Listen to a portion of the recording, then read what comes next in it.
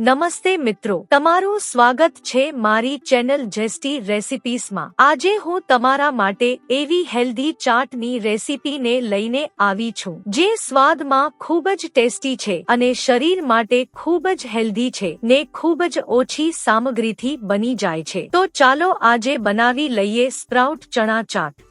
મેં એક મુઠ્ઠી કાળા ચણાને 8 થી 10 કલાક પહેલા પલાળીને રાખ્યા હતા। પછી ચણામાંથી પાણી કાઢીને કોઈ પણ સુતરાઉ કાપડમાં રાખી દેશું જેનાથી ચણાના કોટા ફૂટી જાય। તમે કોઈ પણ પાતળું કોટનનું કપડું લઈ શકો છો। શિયાળામાં ચણામાંથી કોટા ફૂટતા 36 કલાક લાગે છે અને ગરમીમાં 24 કલાકમાં ફૂટી જાય છે। મેં આ ચણાને 2 દિવસ પહેલા જ પલાળીને રાખ્યા છે તો ચણામાં કોટા ફૂટી ગયા છે।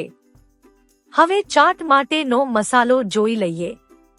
તેના માટે સ્વાદ અનુસાર મીઠું, ચપટી સંચર, લીંબુનો રસ, અડધી ચમચી કાશ્મીરી મરચું, નાની સમારેલી ડુંગળી અને એક મીડિયમ સાઈઝનું સમારેલું ટમાટર લેશું।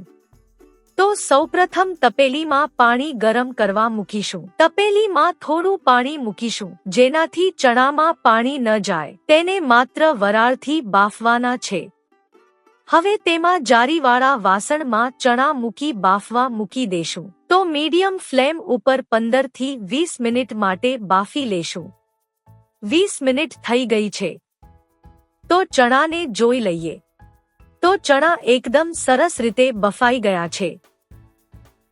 તો તેમાં મીઠું, સંચર, ટમાટર,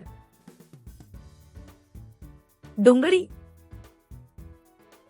લીંબુનો રસ, મરચું નાખીને હલાવી લેશું। તો તૈયાર છે ગરમાગરમ હેલ્ધી સ્પ્રાઉટ ચણાનો ચાટ, જેને સવારના નાસ્તામાં ખાવાની ખૂબ જ મજા આવે છે અને ખરેખર ખૂબ જ હેલ્ધી પણ છે। તો આ ચાટને એકવાર જરૂર બનાવજો, તમને ખૂબ જ ભાવશે। ફરી મળીશું એક નવી રેસિપી સાથે।